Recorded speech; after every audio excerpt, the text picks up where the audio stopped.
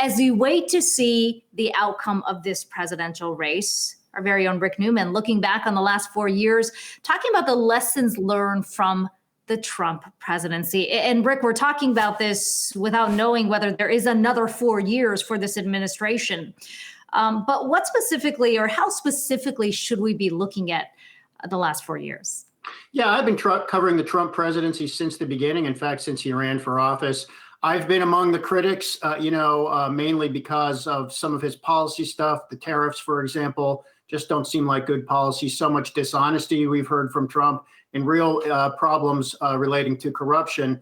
But, let's say Trump loses. That's my premise here. And that's what the polls seem to be suggesting. And I know the polls could be wrong. But, I think there are some important lessons to have learned from the Trump presidency. The first is, wow, does voter turnout ever matter? I mean, Democrats got very complacent in 2016, and they just didn't turn out because in the numbers they had in prior elections, because they thought Hillary Clinton was a shoo-in. And that obviously turned out not to be true.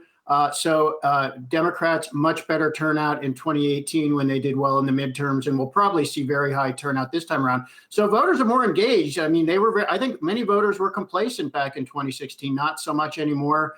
I think the Trump presidency has also showed pretty clearly we need some new checks on executive power. The one thing that has come to my mind over and over again is that Justice Department policy that says federal investigators cannot charge a sitting president with crimes. I mean, why not? That just seems not to make sense anymore, given everything we know about Trump. That policy has clearly emboldened Trump to think that he's just untouchable.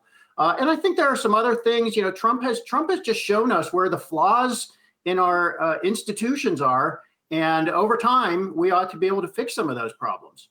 And Rick, in focusing on tonight, we obviously had Frank Lutz on earlier talking about what the polls are indicating, which states are going to be key to watch here. I'd pose the same question to you, since there are a lot of bold calls people can make out there.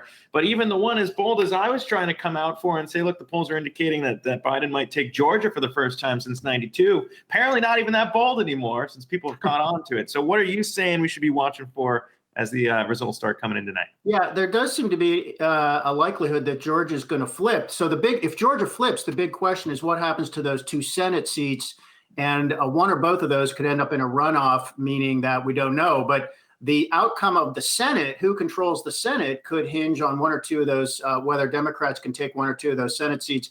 The way I understand the way it's likely to go tonight, if Florida counts votes pretty fast, and I think the polls close at 7 p.m. there. So if we get an indication out of Florida that Biden looks to be reasonably far ahead, or let's say he's outperforming Hillary Clinton by 2 percentage points or more, even if we don't know the final count, that's going to be a real strong indication that Biden is in very good shape. Pennsylvania, many analysts consider to be the tipping point state. But the problem with Pennsylvania is they do not count votes fast. There are going to be a lot of mail and absentee ballots. They're only going to start counting today. So we may not know the outcome of Pennsylvania, but that is another state. If we hear that Biden is outperforming Clinton in Pennsylvania, even if we don't know the final vote count, that'll be another indication that Biden's having a great night. And you can turn it around for Trump as well. If Trump is outperforming his 2016 performance in both of those states, that'll be good news for him. My own guess is I don't think this is going to go on for weeks. I think we're going to know who the winner is in fairly short order.